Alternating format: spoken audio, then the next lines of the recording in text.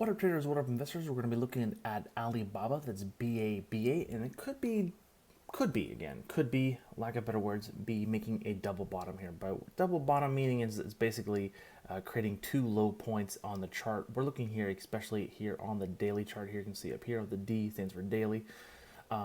Hitting here kind of in around that 200 EMA.